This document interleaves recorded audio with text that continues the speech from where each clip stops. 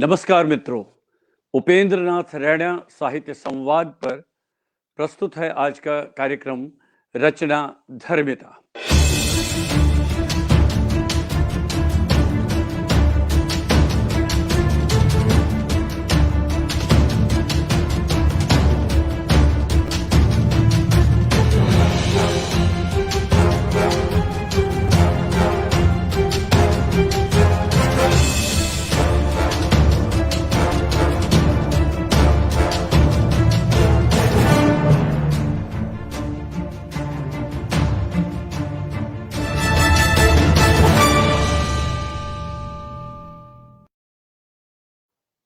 दोस्तों, रचना धर्मिता के आज के इस कार्यक्रम में हमारे आज के विशेष अतिथि हैं प्रतिष्ठित कवि और साहित्यकार डॉक्टर संजीव कुमार।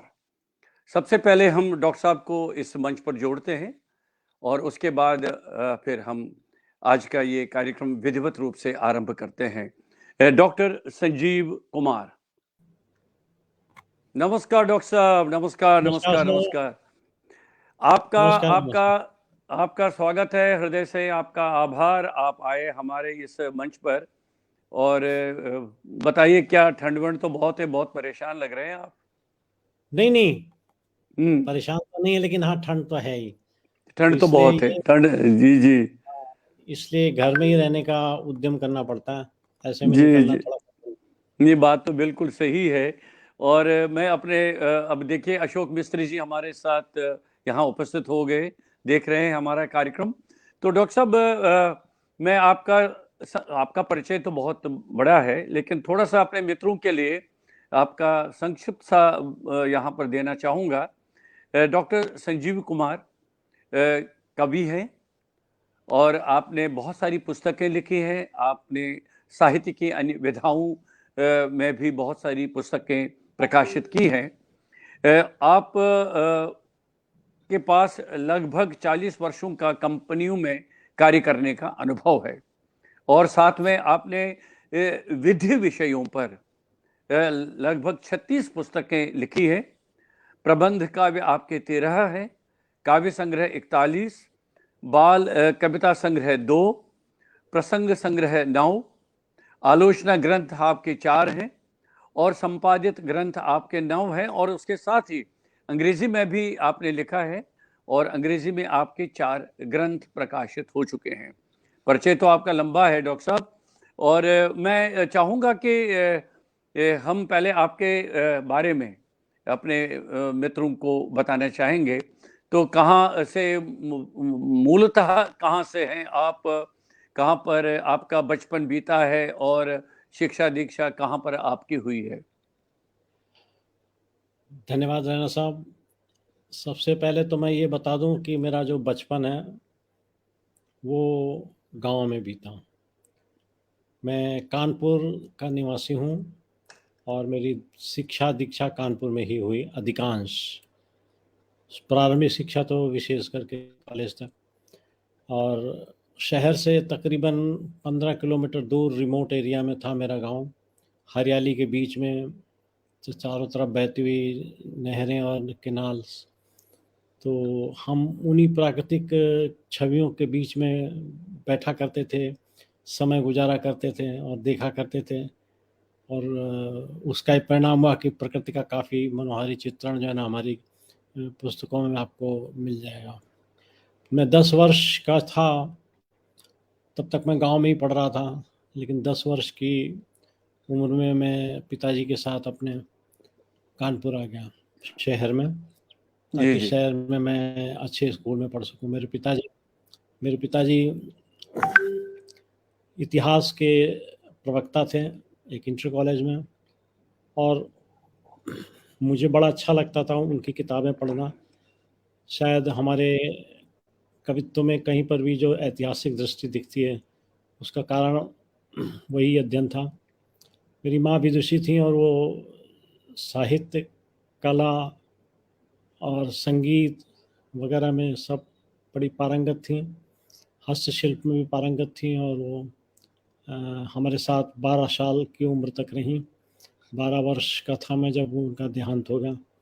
और उसके बाद फिर हम लोग अकेले जीवन में चल पड़े। तो मैंने वहाँ से कानपुर से पहले बीकॉम किया, फिर एमकॉम किया, फिर उसके बाद पीएचडी की, फिर आईआईटी से कोबॉल प्रोग्रामिंग की, फिर institute of cost and works accountant से आईसीडब्ल्यू किया, फिर इंस्टीट्यूट ऑफ कंपनी सेक्रेटरी से सीएस परीक्षा पास की, और उसके बाद परिस्थितियों के परिवर्तन के साथ हम दिल्ली आ गए। दिल्ली में आकर हमने एलएलबी किया, post graduate diploma intellectual property rights में किया, और फिर अंत में हमें लगा कि शायद एक विश्व स्तरीय शिक्षा संस्थान के साथ भी जुड़ना चाहिए। तो मैंने एमआईटी बोस्टन से जनरल मैनेजमेंट में कोर्स किया। क्या बात तो है। इस तरह से हमने पढ़ाई अपनी करी, कई क्षेत्रों में ज्ञान अर्जन किया, और वो काम आया।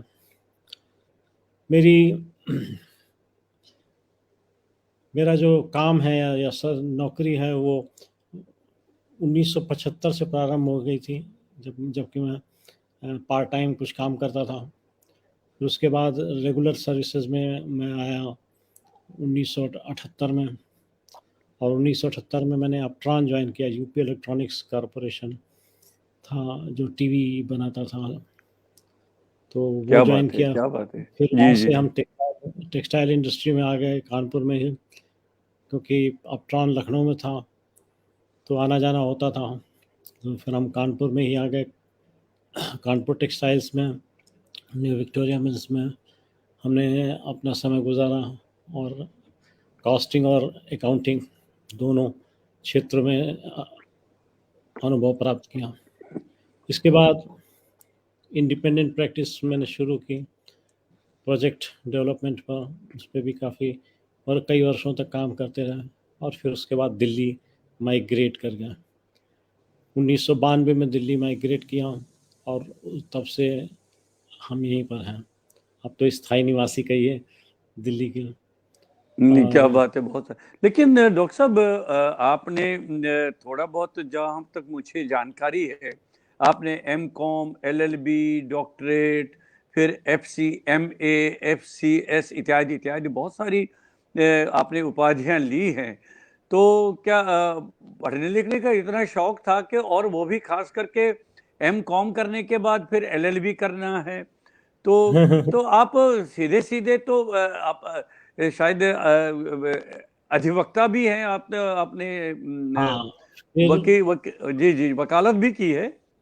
हाँ, फिर जी जी 2004 में मैंने बजाज ग्रुप ज्वाइन किया as a legal and corporate head, और वहाँ हमारी एलएलबी का सही उपयोग हुआ। हमने 2 मिलों, शुगर मिलों से बढ़ करके 14 शुगर मिलों तक का सफ़र तय कराया।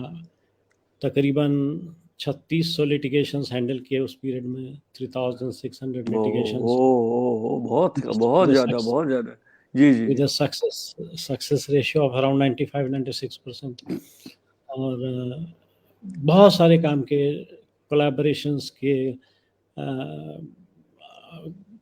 पावर सेक्टर में एंट्री किया, वहीं से इतना सारा डॉक्यूमेंटेशन वर्क, टेंडर से लेकर के सब प्रकार का, और almost flawlessly with the grace of God सारे किए। कहीं लिटिगेशन नहीं होने पाया, और लिमिटेड लिटिगेशन हुआ। और इस तरीके से हमने 2015 तक काम किया।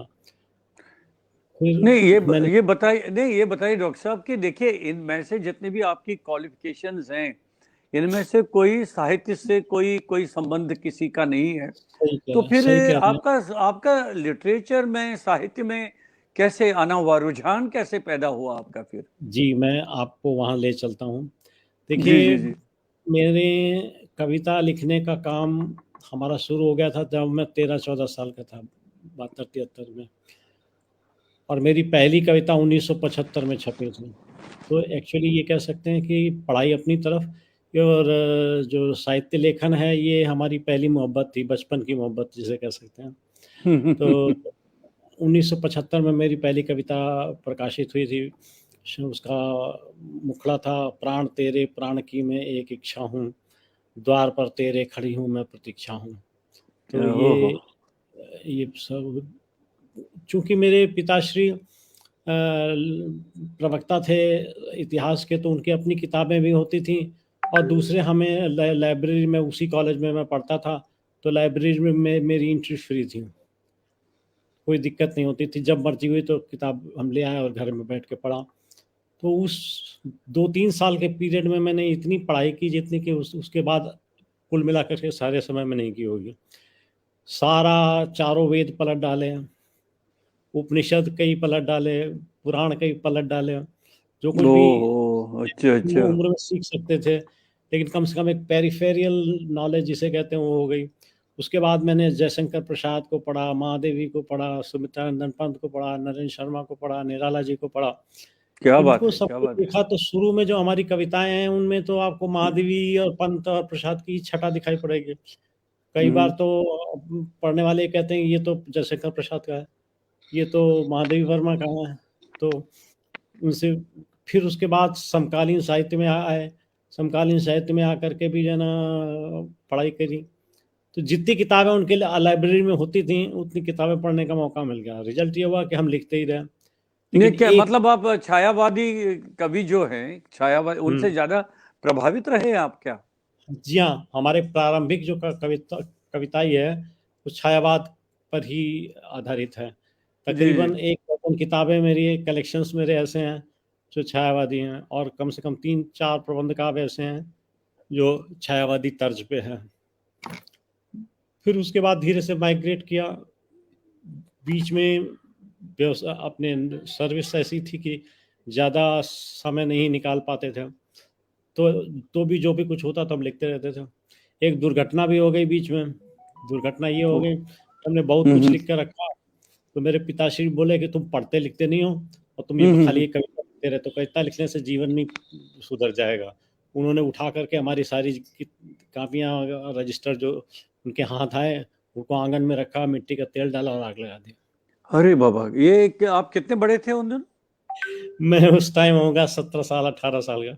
ओ।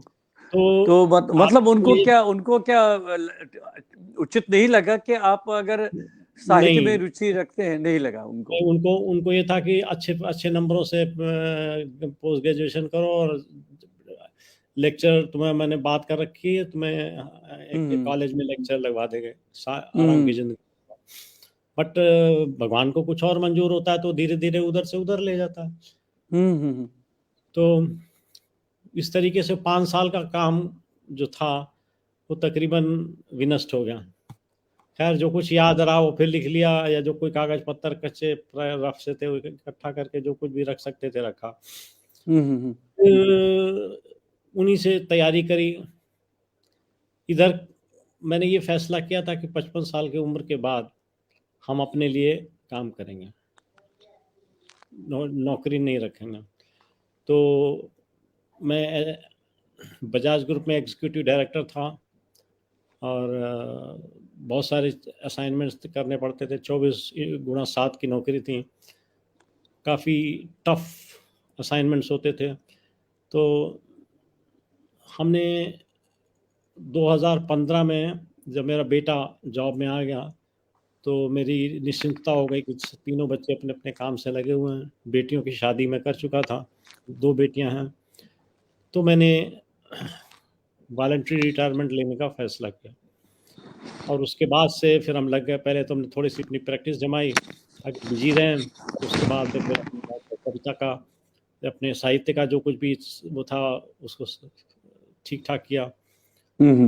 लेकिन उसके प्रकाशन में आने वाली समस्याओं को देखते हुए मैंने सोचा कि ये ठीक नहीं है, प्रकाशन का कुछ सुधार करना चाहिए, हम जितना कुछ कर सकते हैं। तो मैंने प्रकाशन संस्थान सेटअप कर दिया, और 3.25 साल के करीब हो रहे हैं, 3.5 साल 3.25 साल हो रहे हैं।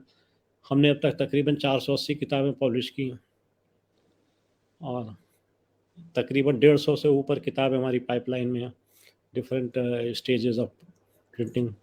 तो इंडिया नेट आपके बुक्स। आपके आपके प्रकाशन पर हम बातचीत करेंगे आगे, लेकिन पहले मैं चाहता हूं कि आपका जो लेखन कार्य है, आपका जो आपने तो बहुत लिखा है, जो जैसे कि मैंने आरंभ में अपने मित्रों को बता दिया कि जी आपके डॉक्टर साहब वो तो देखिए आपने जो विधि अलग अलग विषयों पर, विधि के अलग अलग विषयों पर जो जी जी। पुस्तकें लिखी वो तो अलग चीज है, उसको तो हम टेक्निकल हाँ, वो बुक्स तो के रूप में साहित्येतर है। मानेंगे, है ना, जी वो तो साहित्येतर है, वो तो बिल्कुल अलग है।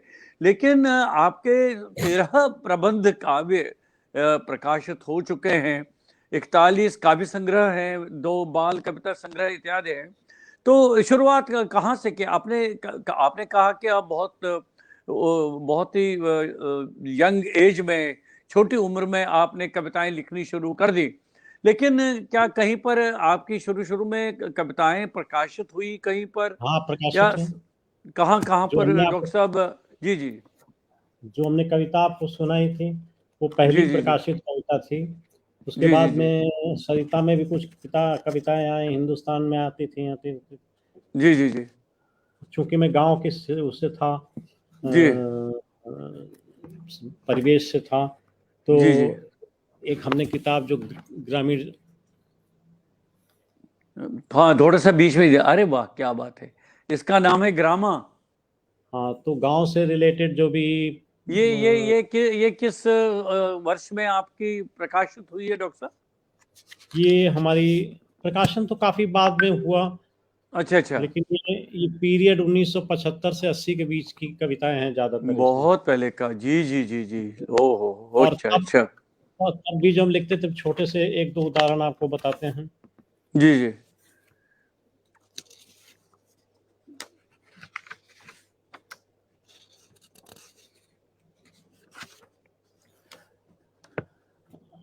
ग्राम नहीं रे मानव केवल मिट्टी के घर, मिट्टी के छत खपरेले या तड़के छप्पर, गोबर से लीपी पोती धरती दीवालें, निवसित जिसमें कोटिक बाल वृद्ध नारी नर। तो ये भाषा हमारी 75 और 80 की भाषा है। अच्छा अच्छा अच्छा, क्या बात है क्या बात है। बिल्कुल 75-80 में, हालांकि उस समय आधुनिक कविता बहुत जोर पर थी, उसमें कोई शक नहीं था। जी। तो मतलब किन कवियों से ज्यादा प्रभावित थे उन दिनों आप? छायावादी पंत जी। वही वही अब जो आपने शुरू शुरू में जो आपने कहा है, पंत जी है, जी। निराला जी है, जयशंकर प्रसाद जी, उनकी एक कविताओं से एक छोटा जी सा जी। एक छोटा सा उदाहरण और देता हूँ।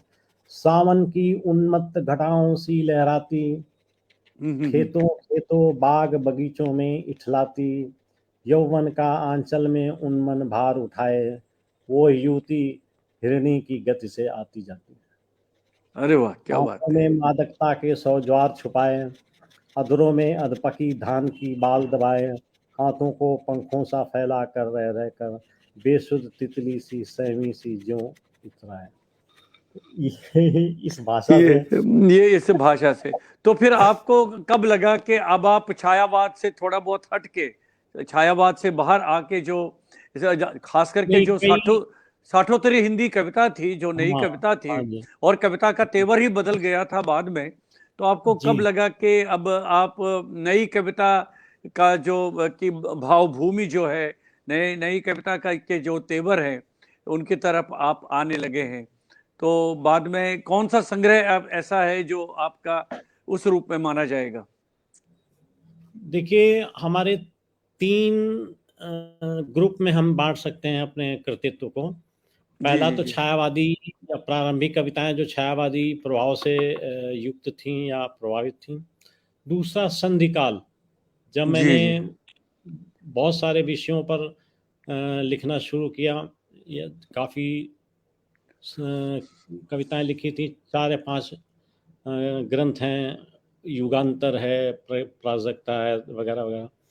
हम्म फिर तीसरा समकालीन कविता में जब हम प्रवेश कर गए, जब हमको बहुत लोगों ने सजेस्ट किया, जैसे कन्हैयालाल नंदन जी हैं, वगैरह वगैरह, हम्म। तो हमको उन्होंने सजेस्ट किया कि नहीं बेटा, ऐसी कविता आजकल नहीं लिखी जाती, तुम धीरे से चेंज करो इसको। तो फिर हमने लिखना चेंज किया, और मेरी पहली जो पुस्तक थी वो थी क्षितिज, हम्म। जिसमें आपको समकालीन कविता और छायावाद की भाषा दोनों का एक उसका मिश्रण सा, फिर वहां से मिश्रण चल रूप के था उसके। जी जी जी। जी, वो तीसरे ग्रुप की जो संग्रह हैं वो समकालीन उसमें है।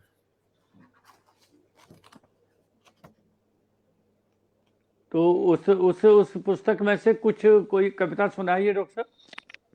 जी, मैं वही ढूंढ रहा हूँ, कोई कविता सुना देता हूँ। जी जी।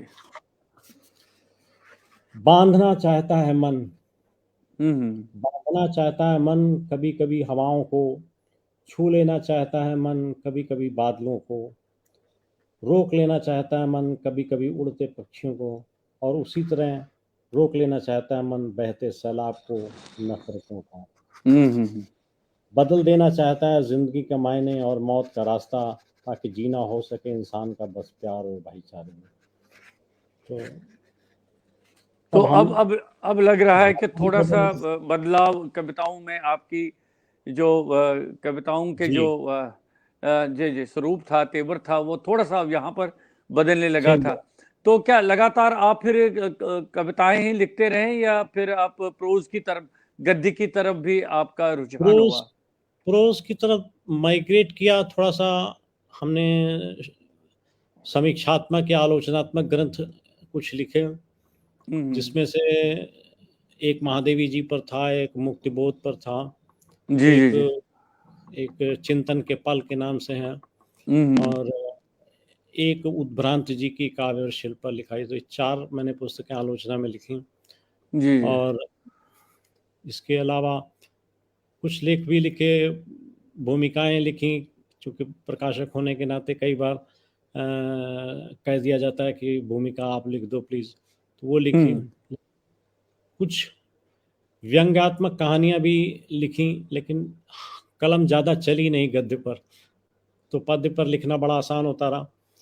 अब हमने जिसे प्रबंध काव्य कहते हैं उसे संज्ञा दी है काव्यात्मक उपन्यास की। हम्म। हमारी लेटेस्ट काव्यात्मक उपन्यास ये है। थोड़ा सा बीच में रख लीजिए। अरे वाह, माधवी, क्या बात है, क्या बात है। ये ये लेटेस्ट कब लेटेस्ट है? कब लेटेस्ट ये कब कब प्रकाशित हुई है डॉक्टर साहब ये? ये प्रकाशन में तो गई थी नवंबर में, लेकिन आई जनवरी में। अच्छा अच्छा अच्छा अच्छा, इसी जनवरी में आई? इसी जनवरी में आई। तो अच्छा अच्छा अच्छा। ये अब ये 300 पन्ने की किताब है। क्या बात है। तो ये वो फिर से उपन्यास है। दिखाइए जरा। अच्छा, इसका अभी क्या लोकार्पण किया नहीं अभी आपने? नहीं, अभी नहीं किया। अरे वाह वाह, तो मैं समझता हूँ कि चलिए एक विधिवत रूप से लोकार्पण तो हो ही गया। आपने अब अपने मित्रों के मित्रों के समक्ष रख दी।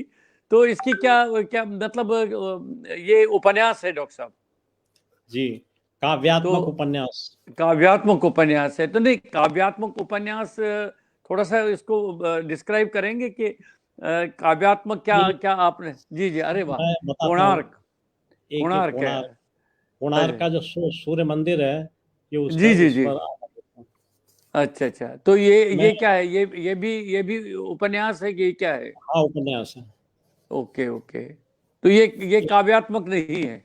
नहीं, काव्यात्मक है, सारे काव्यात्मक हैं। अच्छा, ये है तिष्य रक्षिता। सुरक्षित क्या है। बात, क्या बात है, तो क्या बात है। ये मैं कुछ जी किताबें रख ली थी मैंने पास में। जी जी जी जी कोणार्क एक जी बहुत ही जी डिफरेंट तरीके का पद्यात्मक प्रबंध काव्य है, जी जिसमें जी जी। कोणार्क के बनने से लेकर के और उसके मुख्य शिल्पी महाराणा की जीवन हम्म गाथा से रिलेटेड सारे एस्पेक्ट, मंदिर हम्म के शिल्प के सारे एस्पेक्ट और बैकग्राउंड्स, उन सबको कंसीडर करते हुए एक मुख्य शिल्पी के साथ संवाद शैली में लिखा हुआ है। तो इस तरीके की कोई भी किताब कोणार्क पर अभी तक अवेलेबल नहीं है।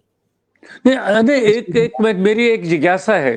अब देखिए, शुरू में आपने एलएलबी किया आपने। अच्छा, डॉक्टरेट का सब्जेक्ट क्या था डॉक्टर साहब आपका? Child labour laws and their अब एनफोर्समेंट। बताइए, वो तो लॉज पर है, बहुत ही टेक्निकल सब्जेक्ट्स हैं। अच्छा, कंपनियों में आपने लीगल ऑफिसर के रूप में, लीगल एडवाइजर के रूप में ही काम किया है, लेकिन कोणार्क पे लिखना और ये आपने तिष्यरक्षिता और इस तरह से जो ये आपका साहित्य है, तो इसकी रुचि तो आपने बता ही दिया, लेकिन इसका इतनी स्टडी आपने अलग से की होगी ना? जी बिल्कुल अलग सर। जी जी जी अब ये तिष्ठरक्षिता अशोक की चौथी पत्नी के बारे में है। जी जी जिस मैं समझ गया था, हिस्टोरिकल एस्पेक्ट है जी, इसका। जी जी जिसने अशोक के पुत्र की आंखें निकलवा ली थी, कुणाल की, जी जी जी वो जी कहानी है। जी माधवी महाराजा ययाति के बेटी की कहानी है। जी इसी जी तरीके से एक है उपन्यास, जी जी काव्य उपन्यास उर्वशी पे, जिसपे उर्वशी और अर्जुन की कहानी है। एक जी जी जी वासव दत्ता है, वासव जी दत्ता जी जो है ना, वो दत्ता थी जो आगरा की, उसकी कहानी है। जी जी जी बौद्ध दर्शन पर है। तो इस तरीके से अभी जैसे आजकल जो किताब प्रोसेस में चल रही है वो है अहिल्या पर। जी जी जी क्या बात है। तो वो कंप्लीट और हो गया, अहिल्यापुर वो जो आपने लिखा कंप्लीट है हो वो? गया वो। हाँ, वो मित्रों के हम्म। सुझावों के लिए 2-4 लोगों को भेजी है कि उसमें अच्छा अच्छा। कोई कमी लगे तो हमें इंगित कर दें। नहीं नहीं भाई, तो मुझे और आपसे खुल के और बात करनी है, अभी आप खुल नहीं रहे हैं। तो अच्छा, सुलेखा मिश्रा जी जुड़ी हैं हमारे साथ। उन्होंने अब देखिए ये लिखा है, श्रृंगार पर कुछ सुना दे सर। अब ये हाँ, श्रृंगार पर क्या क्या तात्पर्य है? तो क्या आपने श्रृंगार पे कुछ विशेष रूप से लिखा है क्या? नहीं, छायावादी कविताएं तो श्रृंगार और शांत रस की ही अच्छा होती अच्छा हैं। अच्छा। तो मैं तो खैर आधुनिक काल में आ गया, मैंने कहा क्या हाल फिलहाल में आपने कुछ श्रृंगार पर कुछ विशेष रूप से लिखा होगा।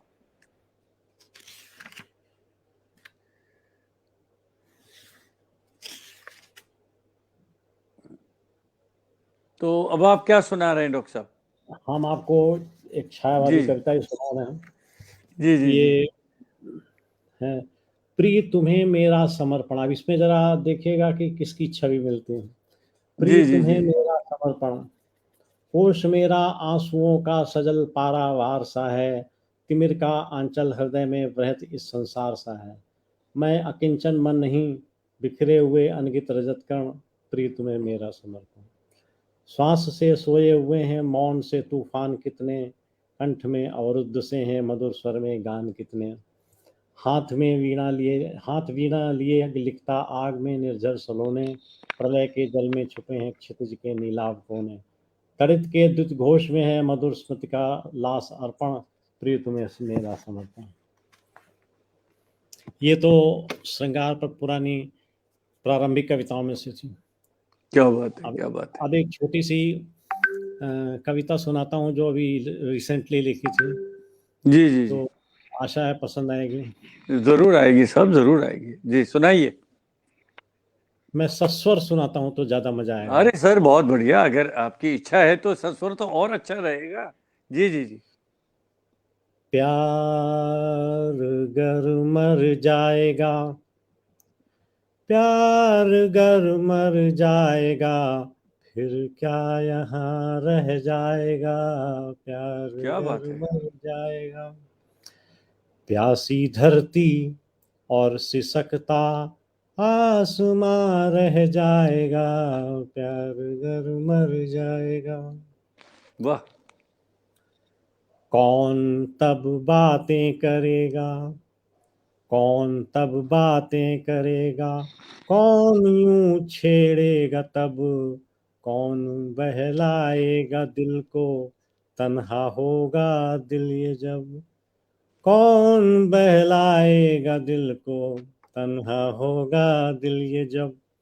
हिज्र का भी जिक्र तब तो बेवजह रह जाएगा, प्यार गर मर क्या जाएगा। बात है, क्या बात है, क्या बात है, बहुत सुंदर, बहुत सुंदर। जी धड़कनों के भी तसव्वुर शांत से हो जाएंगे, लब भी घबरा कर तबस्सुम से जुदा हो जाएंगे, लब भी घबरा कर लोग घबराएंगे। सूना आशियां रह जाएगा, प्यार गर अरे वाह, मर क्या बात है, क्या जाएगा। बात है, क्या बात है, क्या बात पानी की लहरों बिना सूखी नदी बस नाम की, पानी की लहरों बिना सूखी नदी बस नाम की। रूह जब प्यासी रहेगी, रूह जब प्यासी रहेगी, जिंदगी किस काम की, रूह जब प्यासी रहे। तो वाह। ऐसी नीरस जिंदगी को, ऐसी नीरस जिंदगी को कौन फिर जी पाएगा, प्यार अगर मर जाएगा। अरे वाह, क्या बात है, क्या बात, मतलब पूरा जीवन के रस का सार दिया है आपने इसमें। जी। वाह वाह वाह। गुल जी जी। और गुलशन के बिना फिर बागवां भी किस लिए, गुल और गुलशन के बिना फिर बागवां भी किस लिए, एक साथी के बिना यह कारवां भी किस लिए, एक साथी के बिना। तो जिंदगी में एक पतझड़ का समा रह जाएगा, प्यार अगर मर जाएगा, अरे वाह, फिर क्या बात है। क्या यहाँ रह जाएगा। हर कोई जीता रहे गर आप में ही गुमशुदा, आपसे कोई न पूछे रूह हो जब गमज़दा। तो फिर हम्म। फसाना दिल का, फिर फसाना दिल का दिल में अनकहा रह जाएगा, प्यार अगर मर जाएगा। ओहो। आखिरी हम्म। शेर, महफिलें सूनी रहेंगी, हाय दिल भर के बिना कौन प्याला पेश कर पाएगा साकी के बिना। तो कौन हमदम हम सफर हम राज ही रह जाएगा, प्यार अगर मर जाएगा, फिर क्या यहाँ रह जाएगा, प्यार अगर मर क्या जाएगा। बात है, क्या बात है, क्या। वैसे सुलेखा जी ने सही कहा है कि आवाज आपकी नीरज जी के साथ लगभग मिल अरे रही है, लेकिन मैं कहूंगा कि अंदाज भी नीरज जी का जैसे ही है। वो भी तो ऐसे ही बिल्कुल बिल्कुल बातें, मतलब जब वो गुनगुनाते थे, जब वो रिसाइट करते थे, अपने गीत सुनाते थे, तो चबा चबा के एकदम बहुत ही इसी अंदाज में। और हाँ, उनका उनका उनको अंदाज थोड़ा उन डिफरेंट था। हाँ जी जी जी। एक शेर सुनाता हूँ। जी जी। है मुकद्दर के सिकंदर, है मुकद्दर के सिकंदर, किस पे तू इतराए है, मुकद्दर के सिकंदर, ये तो नीरज जी का है। पे तू इतराए है। एक मुट्ठी खाक, एक मुट्ठी खाक बस तेरा निशान रह जाएगा, एक मुट्ठी खाक। क्या बात है, क्या भी बात है, ऐसे क्या। शेर थे। खैर नीरज जी को तो हमने बहुत सुना है, आकाशवाणी भी आते थे और कई जी मंचों पर। और मेरा सौभाग्य रहा है कि नीरज जी के साथ कुछ कवि गोष्ठियां, कवि सम्मेलन, उसमें मैं भी उपस्थित था। उस कवि सम्मेलन में दिल्ली में ही आयोजित हुआ था। खैर हाँ हाँ नीरज जी हाँ। की क्या बात थी। नहीं वो तो खैर, और वो तो वर्सटाइल और रहे। मैं बता दूं आपको डॉक्टर साहब, नीरज जी को जब सादर आमंत्रित किया जाता था मंचों पर, उनका तो खैर एक तो वरिष्ठ होने के नाते उनका अंत में रखा जाता था। और नीरज जी जी जी को सुनने के लिए लोग 5-5 6-6 घंटे प्रतीक्षा करते थे हॉल में कि अब गोपाल दास नीरज जी को सुनना है। तो वही मेरा हाल था सर। ये तो आयोजकों के लिए बहुत अच्छा रहता था कि हॉल में से लोग नहीं भाग जाते थे, चले नहीं जाते थे, और नीरज जी को सुनने के लिए वहीं पर तत्पर रहते थे, वहीं पर बैठे रहते थे। खैर ये जी तो जी। बात हो गई। अच्छा, आपने कुछ पुस्तकें संपादित भी की हैं, तो क्या क्या क्या मतलब किस तरह का संपादन पुस्तकों का रहा है आपका। कुछ पुस्तकें तो ऐसी जी रही हैं जो किसी लेखक की अ, लेखनी को एक जगह एक रूप में देना था। जी जी जी। जैसे मजदूर कहता है, या पांडे जी की रापचिक दुनिया। हम्म। और कुछ ऐसी हैं जो हमने स्वतंत्र रूप से संपादित करी हैं। हम्म। स्वतंत्र रूप से संपादित करने का मतलब ये हुआ उन्हें एक किसी प्रोजेक्ट के साथ। सबसे बड़ा जो प्रोजेक्ट हमने लिया है वो भारत की लोक कथाएं और विश्व की लोक कथाएं, इन दोनों को लिया है, जो तकरीबन 25 खंडों में बन रही हैं। अभी उसके 5 खंड क्या आए हैं खाली। क्या बात है, क्या बात है, बहुत तो बढ़िया। ये इस तरीके की उसको किया हुआ है। जी जी। तो डॉक्टर साहब, एक मैं थोड़ा-सा बहुत हैरान भी हूँ, परेशान भी हूँ इसलिए कि आप इतनी कंपनियों में इतने वर्षों तक काम करते रहे। आपका जो ये टेक्निकल जॉब था ना, आपका जो कानूनी, आप तो हाँ, एडवाइज़र थे और इतना कुछ लिखने के लिए समय कैसे निकाल पाते थे आप? ऐसा भी नहीं है बहुत कि आप है ना, कि ऐसा नहीं है कि आप बिल्कुल पूर्ण रूप से समर्पित थे साहित्य में ही। लेकिन आप देखिए ऑफिस का भी काम देखते थे आप का जो जिस तरह का कार्य था, कार्यप्रणाली थी, वो तो बिल्कुल अलग थी। साहित्य से तो बिल्कुल कोई उसका जुड़ाव नहीं था, कोई समीपता नहीं थी और बाद में ये इतना कुछ लिखना, तो कैसे समय निकालते थे आप? एक छोटा-सा शेर आपको याद दिलाऊँगा। वो जी कहते सर। हैं, कहाँ दिल जले को सुकून चाहिए, जुनूँ हुँ, के लिए बस जुनूँ चाहिए। तो ये रहता था। हम जब ट्रैवल करते थे तो हुँ, अ, फ्लाइट में समय ही समय है। या तो गेम खेलो फ़ोन पर, मोबाइल पर, या कुछ लिख डालो।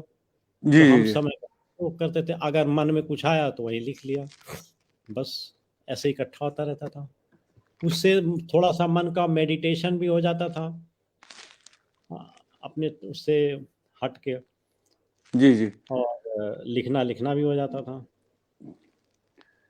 तो अच्छा, फिर ये कैसे आपका ये विचार बना कि आप प्रकाशन कार्य भी शुरू करेंगे?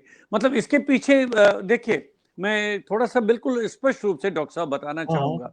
बहुत सारे प्रकाशक ऐसे हैं कि जो इसको एक व्यावसायिक रूप में लेते हैं, पैसा कमाने के लिए, व्यवसाय करने के रूप में। चूँकि आप स्वयं साहित्यकार हैं, एक सहृदय कवि हैं और आपने इतनी बड़ी दुनिया देखी है, तो क्या आवश्यकता पड़ी आपको प्रकाशन का कार्य आरंभ करने के लिए? इतना समय तो देखिए आप अपने लिखने पढ़ने में दे देते। देखिए सर, इतना अब इसके बाद और क्या पढ़ता मैं? एक खाली हार्वर्ड बचा था। ये बात सही है। बाकी तो हम जितना कुछ पढ़ सकते थे पढ़ लिया। जितनी जी, जी। ऊँची पोस्ट पे हम जा सकते थे किसी ग्रुप में, कॉर्पोरेट हाउस में, उतना हम चले गए। जी, और जी, जी। सैलरी वाइज़ मैं टॉप 500 के अंदर आ गया। और क्या चाहिए था नौकरी से या उससे। तो हमारे जी, लिए जी। तो यही था, तो हमने एक एनजीओ बनाया और उस एनजीओ पर काम शुरू कर दिया, उसमें बच्चों और महिलाओं के लिए। और दूसरा ये प्रकाशन हाउस बनाया। प्रकाशन हाउस के बनने के पीछे छोटी-सी कहानी ये कह सकता हूँ कि मुझे हुँ। अपनी पुस्तकों के प्रकाशन में थोड़ी-सी अवरोध या परेशानी महसूस हुई। तो हुँ, हमने हुँ। सोचा ये जो बेवजह की परेशानी महसूस होती है और लोग छापना नहीं चाहते और कहानी करते हैं, तो हुँ, इसको थोड़ा-सा ठीक किया जाना चाहिए। तो हुँ, हमें हुँ। अपनी ही किताबें इतनी सारी छापनी है कि हम दूसरे के पास क्यों जाएँ? तो हमने अपना प्रकाशन हाउस ही शुरू कर दिया। अब 75 किताबें हैं, अगर मैं बाहर छपवाता और उनके लिए सहयोग राशि देता, तो कितना बनता? तो मैंने तो सैकड़ों लोगों की किताबें छाप दी। और न केवल इंडिया में, बल्कि हमने अभी पिछले वर्ष हमने अमेरिका में भी इंडिया नेट बुक्स एलएलसी की सेटअप कर दी है। और मैं अमेरिका के जो साहित्यकार हैं उनकी किताबें छाप रहे हैं हिंदी में। तो हमने मतलब नए इसको नए इसको आयाम इस जी, जी, जी। हम कुछ नए आयाम स्थापित करने की कोशिश भी की है। हमने 6 साल से 15 साल के बीच के बच्चों की किताबें भी पब्लिश करी, जो कि कोई देख के हँसेगा कि अरे! इनकी क्या किताब लिखनी है। लेकिन हमारा सबसे छोटा रचनाकार 6 वर्ष का है और हमारे सबसे बुज़ुर्ग रचनाकार डॉक्टर रामदरस मिश्र 99 साल के हैं। सही तो बात है, बिल्कुल। ये स्पैन है, हमने 10-12 बच्चों की किताबें हमने छापी। वो कितनी बड़ी प्रेरणा है, क्योंकि उन्होंने जो मेहनत करी थी उसका उनको फल दिखा और उनके लिए बहुत बड़ी प्रतिभा का मान्यता थी, रिकॉग्निशन थी। इस तरीके से किया। नवोदित जो लेखक हैं उनके लिए भी हमने विशेष सुविधा रखी ताकि वो अपनी किताबें पब्लिश करा सकें। तो थोड़ा चेंज किया मैंने पब्लिशिंग के छल-छद्म को। वो ना बहुत बढ़िया। तो इसका मतलब कि आपने इसको एक मिशन मोड में ले लिया है, नफ़ा-नुकसान की बात देखी नहीं आपने। नफ़ा-नुकसान क्या देखना? हमें कौन-सा जी। पैसा कमाना है इससे? वही मैं कह रहा हूँ ना कि मतलब आपने इसको एक जिसको कहते हैं ना कि आप मतलब ऐसे इस तरह से काम करना कि ताकि पुस्तक भी छपे और आपका जो ध्येय है वो भी पूरा हो जाए। जी, मैंने कुछ स्पेशल प्रोजेक्ट्स भी लॉन्च जी किए। जी जैसे जी पहले मैंने 75 व्यंग्यकारों की एक रचना छापी, संग्रह जी जी। छापी। फिर हम्म। 251 अंतर्राष्ट्रीय व्यंग्यकारों की छापी। फिर उसी का इंग्लिश ट्रांसलेशन अब छापने जा रहे हैं। व्यंग्य वाह कोश वाह। के ऊपर काम हो रहा है, हास्य कोश के ऊपर काम हो रहा है ना। प्रवासी भारतीयों के लिए कविता, कहानी और लघु कथा के संग्रह हमने लॉन्च किए हैं। तो इस तरह की चीज़ें, अनुदित किताबों के लिए हमने ग्रांट रखी हुई है। अच्छी किताब होगी और जूरी सेलेक्ट करेगा तो उनको हम फ्री छापेंगे। तो ये सब कार्यक्रम कर रखे हैं, कई प्रोग्राम्स बनाए हैं जो धीरे धीरे लोगों को फ़ायदा दे रहे हैं। अब देखिए, आप एक प्रकाशक के रूप में भी अपनी अपनी भूमिका बना रहे हैं, अपना अपना उसको आप काम कर रहे हैं, और साथ में आपने पत्रिका भी शुरू की है, आप संपादक भी बन हाँ, गए हैं। तो अब और क्या रह देखिए गया? नहीं, पहले तो संपादन के बारे में बताइए। तो देखिए, अगर आपने कभी किताब के बराबर लिख डाला, 100 पन्ने लिख डाला तो किताब छपेगी। अगर आपने 10 पन्ने लिखे हैं और उसी पे हम्म आप चाहते हैं कि हमारा मूल्यांकन हो, तो उसके लिए हम्म, तो किताब 10 पन्ने की छप नहीं सकती। इसलिए हमने अनुस्वार नाम की पत्रिका प्रारंभ की, क्या बात है। जिसमें लोगों को, अगर वो अच्छा लिखते हैं तो हम उसमें मौका देते हैं। बल्कि हमने उसके अंदर एक कॉलम स्तंभ रखा है, पहली कलम से, जी जी जी। जिसमें हम सीनियर साहित्यकारों के पहली रचना और उसकी पृष्ठभूमि के बारे में हम छापते हैं, ताकि लोगों को पता चले कि भाई पहली कलम से जो लिखा जाता है वो उतना अच्छा नहीं होता जितना 100वीं कलम से लिखा जाता। तो हर कोई कहीं ना कहीं से नीचे से शुरुआत करके धीरे धीरे मैच्योर होकर के आगे बढ़ता है, तो उससे उनको ज्ञान प्राप्त होगा। फिर हमने इंटरव्यू की एक जो प्रोजेक्ट दिया कि 100 रिटन इंटरव्यू हम छापेंगे और 100 वीडियो इंटरव्यू छापेंगे। तो उसमें भी हमारा काम चल रहा है। जी जी जी। तो इस तरह से उस पर भी आप पूरा समय दे रहे हैं। तो वर्तमान में क्या प्रोजेक्ट है आपका अपने अपने लिखने का? हमारे अपने लिखने का, जी जी जी हमारी जैसा बताया आपको, अहिल्या पे जो हमने अभी लिखा था अमेरिका जी में जी रहते समय, तो जी जी जी वो किताब जो है ना वो आगे गई है प्रोसेसिंग में। और मैं जी जी लिख रहा जी। हूँ प्रथा की कथा। वो क्या है? प्रथा कुंती का नाम था ना। जी जी जी जी, वही वही, मतलब उसमें क्या हाँ, उपन्यास है या ये वही कविता संग्रह? काव्यात्मक उपन्यास ही है। जी जी जी जी। तो तो हम कोशिश मतलब करते हैं एक पिछले नई दो, नज़र से देखने की। जी जी जी, तो नहीं, पिछले एक दो साल में जो ये थोड़ा सा कोरोना की समस्या रही, तो इसमें तो आपको काफी समय मिल गया होगा, काफी लिखना पढ़ना हो गया होगा। नहीं हो सकता था इतना ज़्यादा लिखना पड़ना जितना आप सोच रहे हैं या हम सोचे थे।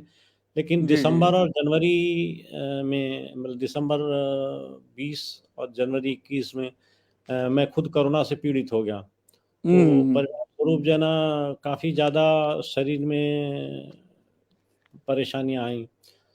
तो फिर मैं 5 महीने के लिए यूएसए चला गया, वहाँ थोड़ा ठीक हुआ तो वहाँ पर लिखी 1-2 किताबें और अच्छा रहा।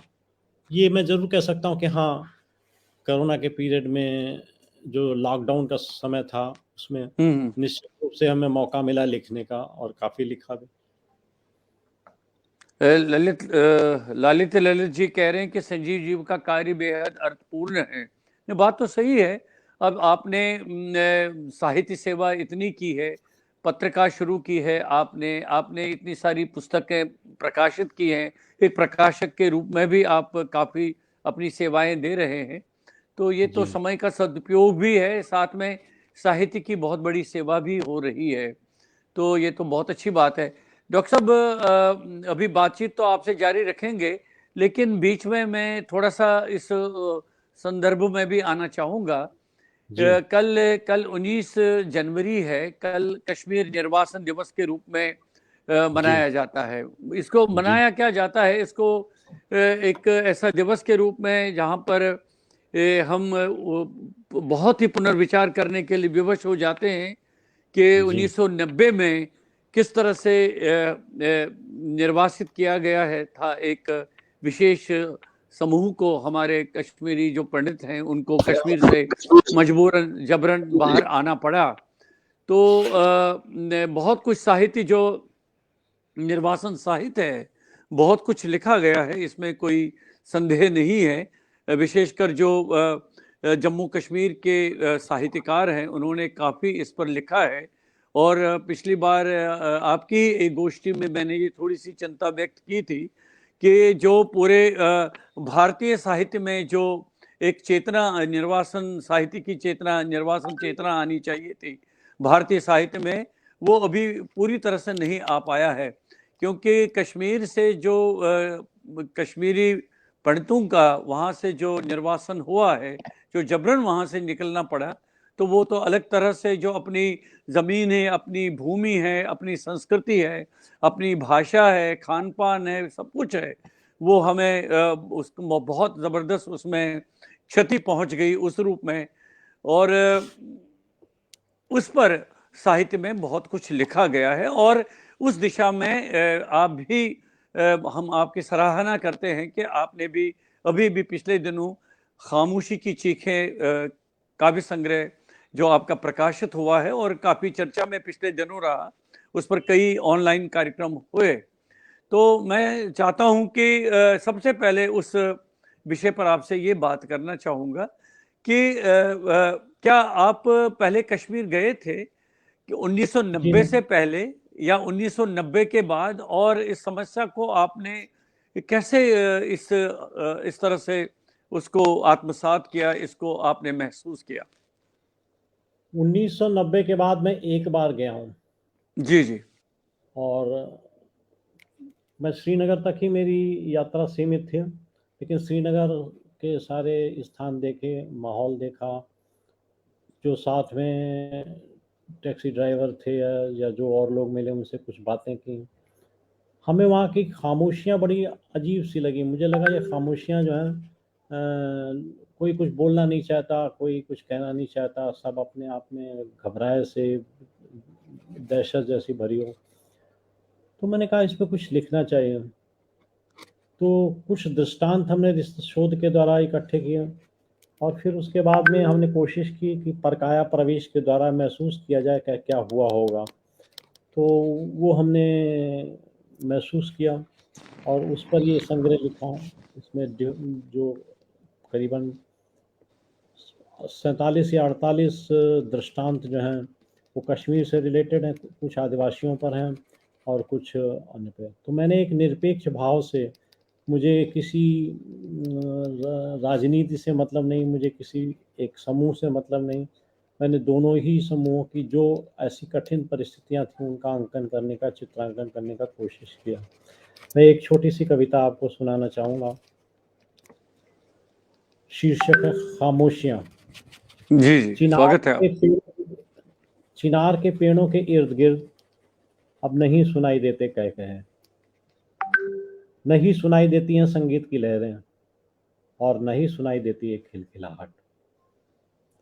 अब तो सुनाई देती है सन्नाटे के बीच पत्तों की सरसराहटें, जैसे घबरा कर कांप उठते हों, जैसे घबरा कर कांप उठते हों। धुंधला सा आसमान देखता है अवाक सा, बिखरा हुआ वजूद गांवों का, कस्बों का, शहरों का, घरों का। वो मखमली एहसास अब छू जाते हैं केवल सपनों को कोई, पर हकीकत में कभी कभी गोलियों की आवाज़ें और अफरा तफरी में भागते हुए चंद लोग, और बस पसर जाती है खामोशियाँ। वहाँ किसी से, एक कैंप में किसी से भेंट हुई थी, जम्मू कैंप में। तो जी जी। उसके शब्दों को मैंने आकार देने की कोशिश की। अपनी आँखों से देखा है लुटते जी हुए जी। आशियाना, मरते जी हुए जी। तड़प तड़प कर अपने ख़ाविंद को, लाश बनकर लुढ़कते हुए अपने मासूम बेटों को, चढ़ते हुए बलि अपने परिवार की। पर आज भी बेटी के जिंदा होने की आस बाकी है। जिसे उठा कर ले गए थे वो कांधे पर, शायद अस्मत लुटाकर भी बचा सकी हो अपनी सांसें। बहुत दिल करता है कि वो मिलेगी। खोजती फिरती हूँ हर गली गांव, इसीलिए जिंदा हूँ। वाह, तो क्या बात है, क्या बात है जी। एक बड़े कुनबे की गांव था, समझो गांव का हर घर उसी कुनबे से रिलेटेड था। तो उसमें मैंने कुछ इस तरीके से लिखा, कौन समझेगा कि 40 लोगों का कुनबा था मेरा, कौन समझेगा कि 40 लोगों का कुनबा था मेरा, जो चढ़ गया भेंट दहशत गर्दी की, जुनून की। वे आग डालती बंदूकें, वे सीने में चुभते खंजर, वे चीखते पुकारते लोग, बस भूसे के ढेर में छुपा देखता रहा। भूसे के ढेर में कुछ छुपा देखता रहा, नींद बेहोशी में, सदमे के बीच, क्या बात लुटते है, हुए क्या बात है। सब कुछ, वाह, जार जार की जिंदगी। और अब सन्नाटों के बीच मैं अकेला हूँ, जिंदा हूँ या नहीं पता नहीं। क्या बात है, बहुत सुंदर, बहुत सुंदर। अभी और तो कविताएं सुनेंगे डॉक्टर साहब आपकी, लेकिन मैंने भी आपका ये संग्रह पढ़ा है। और जी सबसे बड़ी खूबी इसमें है, इसमें वो भारी भरकम शब्दावली नहीं है, उस तरह का वो भाव नहीं है। वो नहीं नहीं वो क्या कहते हैं कि वो उस तरह से कहते हैं ना कि आपको अर्थ ढूंढने पड़ेंगे शब्दों के। बहुत ही वो नहीं। सादगी के साथ, सहृदयता से और बहुत ही सहजता से, सरलता से आपने ये इस तरह से अपने अपनी अपने भावों की अभिव्यक्ति दी है। और अपनी बात बहुत ही तीव्रता के साथ, संजीदगी के साथ आपने अपने पाठकों तक ये बात पहुंचाई जी है। हाँ जी। इस जी जी, पुस्तक की कोशिश ये करते बहुत बड़ी विशेषता है। इसका ये बहुत बड़ा मतलब आप जो कहेंगे कि अगर पाठक आपकी ये पुस्तक पढ़ेंगे तो एकदम क्या कहना चाहते हैं आप इस कविताओं के माध्यम से, जिस वेदना को, जिस दर्द को, जिस पीड़ा को आप सामने रखना चाहते हैं, वो एकदम बिल्कुल आप आपके अंदर आपके उसको महसूस करते हैं, उसमें कोई जी संदेह जी। नहीं है। एक दो कविताएं और सुनाइए डॉक्टर साहब।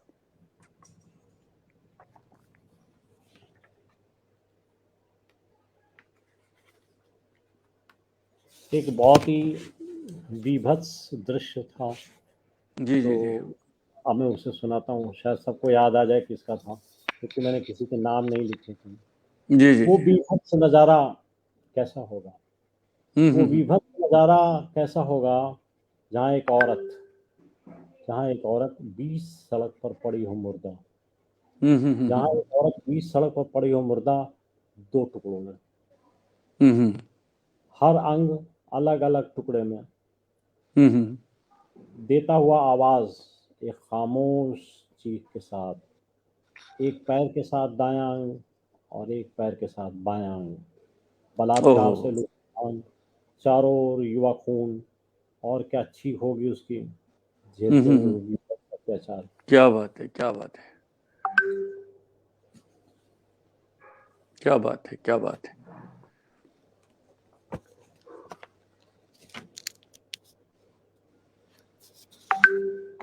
बहुत सुंदर, बहुत सुंदर। सुंदर क्या कहूँ, इसमें बहुत ही यथार्थ का चित्रण इसमें आपने किया है, मार्मिक है, दुखद है। सुलेखा जी लगातार जुड़ी हुई हैं, आपकी कविताएं सुन रही हैं और बहुत धन्यवाद ही सुलेखा जी। बहुत महसूस कर रही हैं कि आपके जो भाव हैं, आप जो कहना चाहते हैं अपनी कविताओं के माध्यम से, तो बहुत ही मार्मिक कविताएं हैं डॉक्टर साहब। वैसे भी कल हम कश्मीर निर्वासन दिवस उसको ऑब्जर्व कर रहे हैं।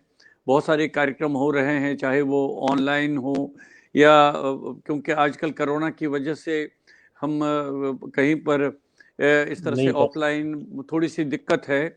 लेकिन फिर भी कोई हर एक व्यक्ति चाहे वो कश्मीरी हो या कश्मीर से बाहर का हो, अपनी ये अपने भाव तो प्रकट कर ही रहा है अपनी कविताओं, अपने साहित्य, अपने लेखन के माध्यम से। तो आपको मैं साधुवाद देता हूँ कि कम से कम आपने ये पहल की और आप ये खामोशी की चीखें पुस्तक आपकी जो छपी है, प्रकाशित हुई है, इसने एक नई ज़मीन तैयार की है और साहित्यकारों के लिए, कवियों के लिए, कि वे भी लिखें इन कविताओं इन विषयों पर और सामने लाएं, क्योंकि ये केवल कश्मीर या कश्मीरी का दर्द नहीं है, ये तो पूरे देश का दर्द है जो सामने आना चाहिए साहित्य और आप जैसे जो साहित्यकार हैं, कवि हैं, उनकी कविताओं के माध्यम से। तो मैं पुनः आपको इस विषय में बधाई देना चाहता हूँ। तो विदेशों में डॉक्टर साहब आपने बहुत सारी यात्राएं की हैं, तो क्या किसी खास प्रयोजन से या कोई साहित्यिक यात्रा भी हुई है? देखिए, घूमना मेरी हॉबी है जी जी। और जब कभी मौका मिलता है तो मैं जहाँ भी हो सकता है घूम लेता हूँ।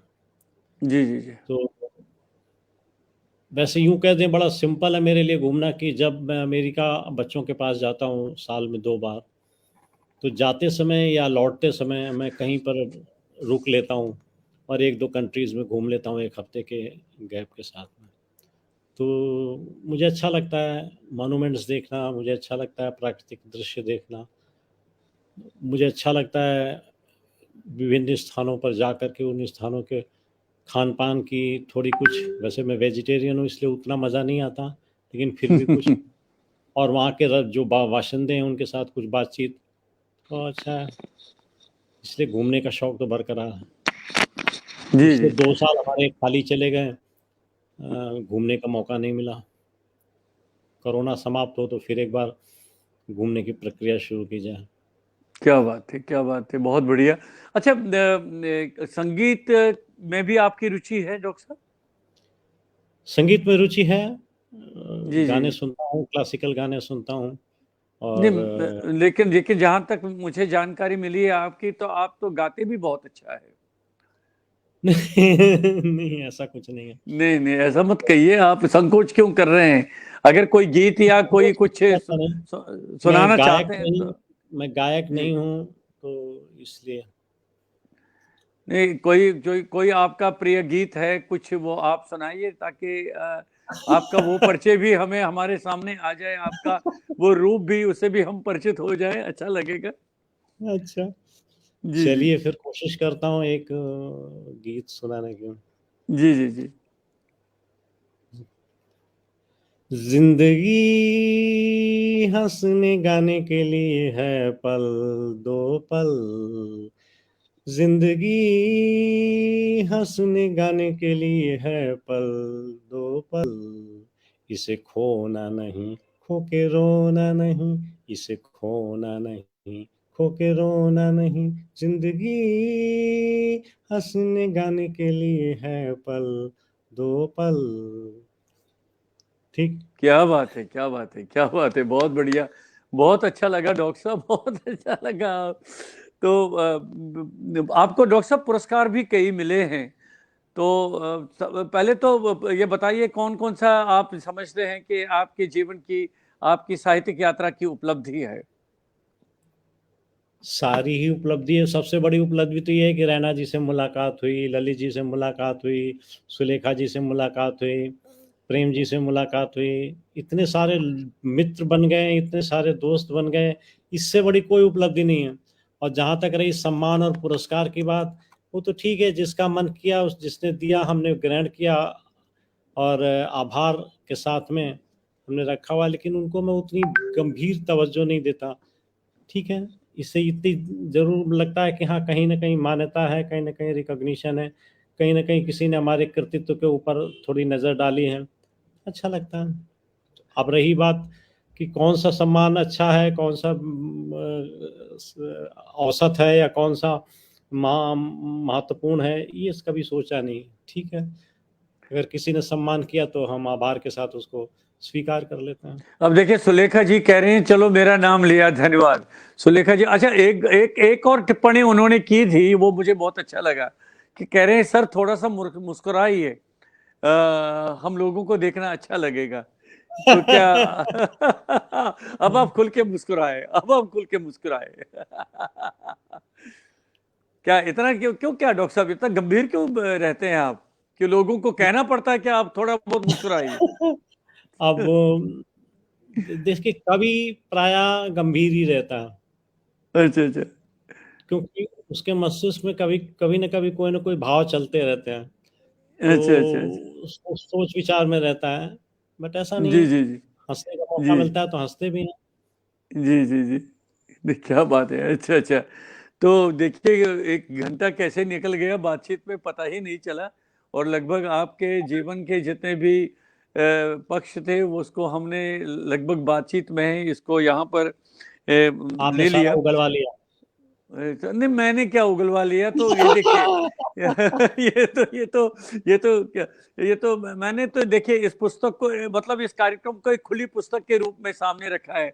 मैं तो जब ठीक बात। कोई भी मेरे मित्र आते हैं इस पर मैं कहता हूँ कि देखिए भैया, मेरा तो इसमें कोई भूमिका नहीं है, जो कुछ भी करना है आपको कहना है, आपको कह के फिर जो कुछ भी लोग कहेंगे आपको ही भुगतना है उसको, मुझे तो कुछ नहीं करना नहीं है। अब नहीं, देखिए ठीक है। अच्छा, ऐसा है कुछ। इस तरह से क्या होता है जब सुलेखा जी कह रही है कि आप थोड़ा बहुत मुस्कुराइए, तो जीवन का आपका ये पक्ष भी सामने आया ना, तो आप ज्यादा मुस्कुराते नहीं है, लेकिन हम चाहते हैं कि आप मुस्कुराए, हम हंसते खेलते रहिए, आप प्रसन्न रहिए और गंभीर भी होइए। आप जब कविता वगैरह करते हैं आप, बहुत अच्छी बात है, साहित्य लिखना भी अच्छी बात है और दूसरों को प्रसन्न रखना भी बहुत अच्छी बात है आपस में, ये तो सबसे बड़ी मेरे बात है। मेरे जी, जी। मेरे साथ जो कोई आता है वो हाँ हाँ वो हंसता हुआ ही रहता है, प्रसन्न ही रहता है। नहीं, नहीं, वो ये तो मेरा अब वादा मैं तो आपको पिछले है। 1-2 वर्षों से जानता हूँ और चलिए अब आमने-सामने लाइन के माध्यम से, ऑनलाइन के माध्यम से हमने एक-दूसरे को देखा, लेकिन अन्यथा तो हम बातचीत तो करते ही आपस में। जी, जी, जी। तो अच्छा डॉक्टर साहब, गीत भी तो लिखे हैं आपने? हाँ, तो एक अब कार्यक्रम के अब इस मोड़ पर जब हम समापन की ओर आ रहे हैं तो एक अच्छा-सा गीत सुनाइए थोड़ा-सा। 1 सेकंड लेता हूँ। जी, जी, जी।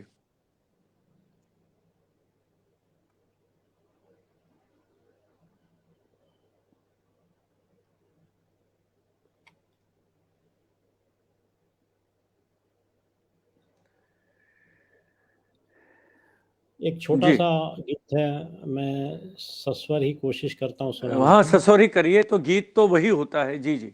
आपका स्वागत है तुम डॉक्टर जो साहब। आए हो तो दुनिया में बहारें आ गईं। तुम जो आए हो तो दुनिया में बहारें आ गईं। गम के लम्हों में खुशी की भी फुहारें आ गईं। गम के लम्हों में खुशी की भी फुहारें आ गईं। कैसी सूनी महफिलें थीं, कैसी सूनी महफिलें थीं, कैसे सूने रास्ते, कैसी सूनी महफिलें थीं, कैसे सूने रास्ते। तुम जो आए तो अचानक ही कतारें आ गईं। तुम जो आए तो अचानक ही कतारें आ गईं। तुम जो आए हो तो दुनिया में बहारें आ गईं। प्यार से देखा जो तुमने, प्यार से देखा जो तुमने, गुल भी सहसा खिल उठे। क्या प्यार बात है, से क्या बात है। देखा जो तुमने, गुल भी सहसा खिल उठे। खुशबुओं से भरी आंगन में बयारें आ गईं। खुशबुओं से भरी आंगन में बहारें आ गईं। तुम जो आए हो तो दुनिया में बहारें आ गईं। इन इशारों की रवानी कितना बेखुद कर गई। इन इशारों की रवानी कितना बेखुद कर गई। और 2 पल क्या मिले गहरी शिकारें आ गईं। वाह! और 2 पल क्या मिले गहरी शिकारें आ गईं। तुम जो आए हो तो दुनिया में बहारें आ गईं। फिर जमाने के रिवाजों में दफन हुई जिंदगी। फिर जमाने के रिवाजों में दफन हुई जिंदगी। 2 दिलों को गमजदा करती दीवारें आ गईं। क्या 2 बात दिलों है, क्या को बात है, क्या बात है, बहुत गमजदा सुंदर। करती दीवारें आ गईं। तुम जो आए हो तो दुनिया में बहारें आ गईं। आज फिर दीदार पाकर, आज फिर दीदार पाकर खुशियाँ लौट आई तमाम। आज फिर दीदार पाकर खुशियां लौट आई तमाम, और खिजा के दौर में पूर्णम बहारें आ गईं। तुम जो आए हो तो दुनिया में बहारें आ गईं। वाह वाह वाह, बहुत सुंदर, बहुत सुंदर, बहुत सुंदर, बहुत सुंदर। क्या और भी कोई गीत है क्या डॉक्टर साहब? गीतों का भंडार है। 45 साल हो गए लिखते हुए। क्या बात है, क्या बात है, क्या बात है। तो मैं चाहता हूं कि अब कार्यक्रम समापन से पहले एक गीत और अपने मित्रों को सुनाइए। अरुण कुमार पासवान जी लगातार हमारे साथ जुड़े। मैं बता दूं, अरुण कुमार पासवान जी बहुत अच्छा लिखते हैं, बहुत अच्छी गजलें लिखते हैं, बहुत अच्छे गीत लिखते हैं। बहुत हमारे आकाशवाणी में हमारे मित्र हैं, थे, अभी अभी भी हैं मित्र हमारे, लेकिन आकाशवाणी में हम एक साथ काम करते थे। बहुत अच्छे ब्रॉडकास्टर भी रहे हैं जी। तो एक और गीत पेश करता हूँ। जी, आपका स्वागत है। तेरे बगैर मुकम्मल नहीं जहां मेरा, क्या बात है। तेरे बगैर मुकम्मल नहीं जहां मेरा। कहीं भी जाऊं मैं तन्हा है काफिला मेरा, तेरे बगैर मुकम्मल नहीं जहां मेरा। वो शोखियाँ वो शरारत बुलाए तो कैसे, वो शोखियाँ वो शरारत बुलाए तो कैसे, वही तो बन गया जरिया ये जिंदगी मेरा। कहीं भी जाऊं मैं तन्हा है काफिला मेरा। मेरे हाथों मेरे हाथों में तेरा हाथ होता है महसूस, मेरे हाथों में तेरा हाथ होता है महसूस, और होठों पे जिंदा तेरी उंगली का फेरा। तेरे मेरे बेजान जिस्म पर भी अभी तक है जवां, मेरे बेजान जिस्म पर अभी तक है जवां। गर्म सांसों का और तेरी बाहों का घेरा, हर एक फूल में खुशबू तेरी ही आती है, हर एक लम्हे में तेरी ही यादों का डेरा। वो रास्ते वो मंजिलें बड़ी खामोश सी हैं, ऐसा लगता है नहीं कोई वास्ता मेरा। कहीं भी जाऊं मैं तन्हा है काफिला मेरा। शुक्रिया। क्या बात है, क्या बात है। अब देखिए, मैं डॉक्टर साहब यही देख रहा था कि कहाँ पर आपने बहुत ही गंभीर विषयों पर लिखा है, और आपका जो चिंतन मनन है उसमें तो पुस्तकों के माध्यम से बिल्कुल सामने आ रहा है। कहाँ अब आपने छायावाद की कविताएं लिखी हैं, कहाँ आपने अब इस तरह के ये जो प्रेम गीत है ये लिखे हैं। बहुत बहुत ही बढ़िया है। और अब देखिए, पिलकेंद्र अरोड़ा जी ने भी सही टिप्पणी की है। आज लेट जुड़ पाया नीरज जी की शैली में संजीव जी का गीत गूंज गया क्या। तो ये देखिए, तो उन्होंने उनको भी लगा कि नीरज जी का अवतार सामने आ गया इस रूप में कि संजीव कुमार, डॉक्टर संजीव कुमार हमें गीत सुना रहे हैं। डॉक्टर साहब बहुत बहुत अच्छा लगा। अब देखिए, देखते देखते समय इतना निकल गया कि पता ही नहीं चला। इतनी आत्मीयता के साथ, इतनी बिल्कुल खुल के बातचीत हुई। आपने पूरा अपने बारे में, अपने जीवन के बारे में, अपने साहित्य और लेखन के बारे में और बहुत अच्छी कविताएं सुनाई, और खास करके जो कश्मीर पर आपने कविताएं बहुत ही जिसको कहते हैं कि शिद्दत से जो महसूस किया आपने उस विषय पर, और वो आपने कविताओं के माध्यम से उस समस्या को, उस चीज़ को, उस भावना को आपने हमें हमारे सामने रखा है। आपका हम हृदय से आभार व्यक्त करते हैं। और इस बीच में जो बहुत सारे मित्र हमारे साथ जुड़ गए, उनके लिए कुछ दो शब्द कहना चाहेंगे आप डॉक्टर साहब? मित्रों, मैं सबसे पहले तो यही कहूँगा कि रैना सर ने हमें एक अवसर दिया आप सब लोगों से मिलने का, और अपनी जो बातें थी वो उनका खुलासा करने का। कुछ अच्छे से गीत भी हमें पढ़ने का मौका मिला। आशा है आप सबको पसंद आए होंगे। मैं तहे दिल से आप सबका शुक्रिया अदा करता हूँ। आप सब लोगों का आभार, धन्यवाद, अभिनंदन कि आपने इस शिरकत की इस प्रोग्राम में। बहुत बहुत धन्यवाद। बहुत अच्छा लगा डॉक्टर साहब, आप रचना धर्मिता के आज के इस कार्यक्रम में हमारे साथ जुड़ गए, उपेंद्र नाथ रैना साहित्य संवाद के इस मंच पर। मैं आपका हृदय से आभार व्यक्त करता हूं। साथ में जो मित्र इस बीच में हमारे साथ जुड़ गए उनके प्रति भी मैं आभार व्यक्त करता हूं कि वे हमारे साथ आज पूरा समय रहे हमारे साथ। तो मैं अब डॉक्टर साहब आपका पुनः नमस्कार करता हूं। बहुत अच्छा लगा आपसे बात करके। नमस्कार नमस्कार। मित्रों, आज हमारे बीच में डॉक्टर संजीव कुमार, जो प्रतिष्ठित कवि और साहित्यकार हैं, हमारे साथ आज इस मंच पर उपस्थित थे, जिनसे हमने उनके साहित्य के बारे में, उनके व्यक्तित्व के बारे में बातचीत कर ली। और अब इसी के साथ मुझे आज का ये कार्यक्रम अब यहीं पर संपन्न करने की अनुमति दीजिए। नमस्कार।